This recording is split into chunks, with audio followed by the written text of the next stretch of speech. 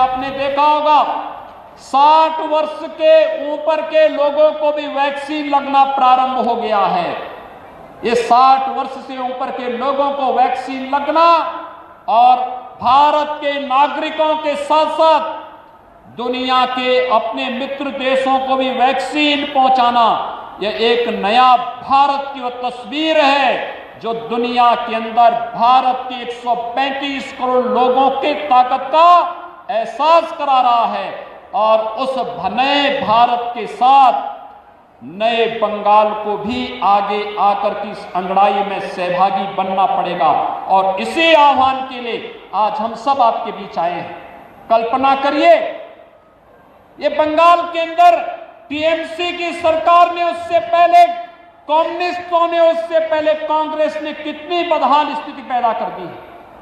मित्रों, मुझे याद है आज से 25 साल पहले, 30 साल पहले भारत का हर नौजवान अपनी रोजगार के लिए बंगाल आता था। लेकिन पिछले 25-30 वर्षों के अंदर बंगाल को बदहाल कर दिया इन सभी लोगों ने। आज बंगाल अर्थव्यवस्था में काफी पीछे चला गया है। और उत्तर प्रदेश के अंदर भारतीय जनता पार्टी की सरकार थी। पहले उत्तर प्रदेश का नौजवान अपनी रोजी रोजगार के लिए बंगाल आता था और आज मैं देखता हूं बंगाल का व्यक्ति रोजी रोजगार के लिए दिल्ली और उत्तर प्रदेश की तरफ रुख कर रहा है। उत्तर प्रदेश आज देश की दूसरी अर्थव्यवस्था बन गया है। आखिर बंगाल आपका पश्चिमी बंगाल क्यों नहीं बन सकता है, जबकि संभावनाएं थी यहां पर। लेकिन यहां की सरकार ने उस प्रकार की सोच ही पैदा नहीं होने दी है। ये विकास में रुचि नहीं लेना चाहते और विकास के साथ, विकास में तो रुचि नहीं, लेकिन राष्ट्रीय सुरक्षा के साथ भी ये लोग खिलवाड़ कर रहे हैं। आपने देखा होगा मोदी जी के नेतृत्व में जब देश के अंदर सरकार आई, पहले गरीबों के कल्याण के लिए योजनाएं बनी।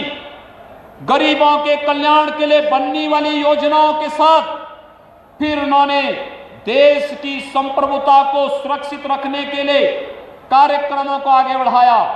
याद करिए 5 अगस्त 2019 की तिथि, देश के अंदर आतंकवाद की प्रतीक बनी धारा 370 को हटाने का कार्य भी मोदी जी के नेतृत्व की भारतीय जनता पार्टी की सरकार ने किया था। याद करिए इसी धरती पर पैदा होने वाले डॉक्टर श्यामा प्रसाद मुखर्जी ने घोषणा की थी, एक देश में 2 प्रधान, 2 विधान और 2 निशान नहीं चलेंगे, नहीं चलेंगे। और उन्होंने कश्मीर मुक्ति के लिए एक आंदोलन प्रारंभ किया था। मित्रों, डॉक्टर श्यामा प्रसाद मुखर्जी के सपने को साकार किया है प्रधानमंत्री मोदी जी ने और गृह मंत्री अमित शाह जी ने। उन्होंने धारा 370 को कश्मीर की धरती से पूरी तरह समाप्त करके आज कश्मीर भारत के संविधान और भारत के कानून के अनुरूप भारत की व्यवस्था के साथ चल करके विकास की एक नई ऊंचाइयों को पार कर रहा है। मित्रों, 500 वर्षों से हर भारतीय जनमानस की अभिलाषा थी। वह अभिलाषा थी जिसके लिए बंगाल से भी कार सेवा करने के लिए हजारों नौजवान गए थे। श्री राम कोठारी और शरद कोठारी के बलिदान को कौन विस्मृत कर सकता है, जिन्होंने अयोध्या में बाबरी ढांचे को हटाने के लिए अपना बलिदान दिया था। और आज उस सपने को भारतीय जनता पार्टी की सरकार ने साकार किया है। 5 अगस्त 2020 को प्रधानमंत्री मोदी जी के कर कमलों से अयोध्या में भगवान श्री राम के भव्य मंदिर के निर्माण का मार्ग भी प्रशस्त हो गया है। अब अयोध्या में भगवान राम के भव्य मंदिर का निर्माण कार्य जिस युद्ध स्तर पर प्रारंभ हुआ है, आपने निधि समर्पण के आयोजन के साथ बंगाल के लोगों ने जो योगदान किया है, मैं आप सभी का हृदय से अभिनंदन करता हूं और आप सबका मैं आह्वान करता हूं, अयोध्या में भगवान राम के भव्य मंदिर निर्माण के साथ आपका समर्पण और आपका सहयोग प्राप्त हो गया है। इस परिवर्तन के साथ जुड़िए और भारतीय जनता पार्टी की इस परिवर्तन यात्रा के साथ जुड़ करके बंगाल के अंदर भारतीय जनता पार्टी की सरकार को लाइए और अयोध्या में भगवान राम के मंदिर में दर्शन करके बंगाल को बचाने और बंगाल को समृद्धि के पथ पर अग्रसर करने के आह्वान के साथ हम सभी को आगे बढ़ना पड़ेगा। ये कार्य केवल और केवल भारतीय जनता पार्टी कर सकती है। मित्रों, आज जब टीएमसी की सरकार सुश्री ममता बनर्जी जी के नेतृत्व में पूरी तरह विफल हो चुकी है, तब उनके द्वारा तमाम प्रकार के अनर्गल आरोप पर प्रलाप किए जा रहे हैं।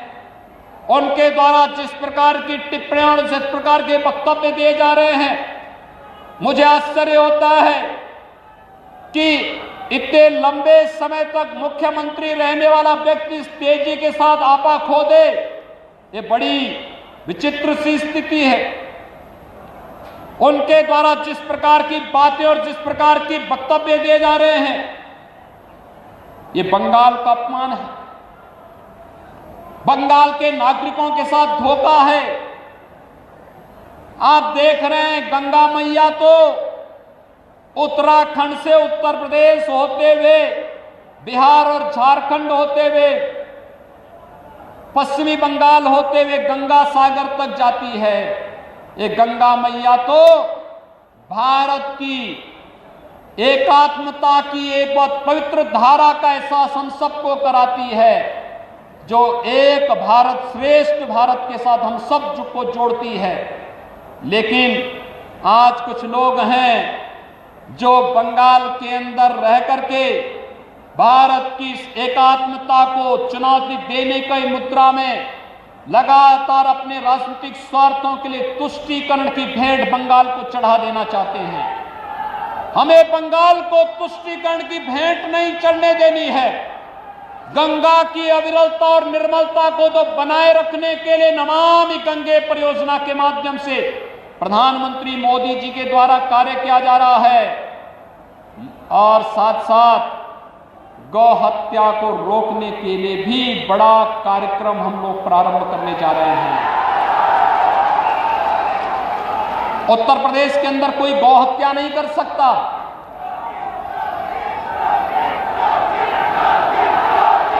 मित्रों, कोई नहीं कर सकता।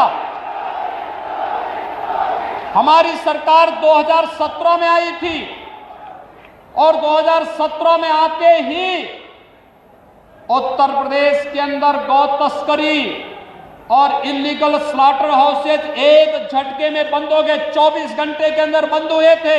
आप भारतीय जनता पार्टी की सरकार को लेकर के तो आइए, 24 घंटे के अंदर सभी इलीगल स्लॉटर हाउसेज बंद हो जाएंगे और 24 घंटे के अंदर ये तस्करी भी बंद हो जाएगी।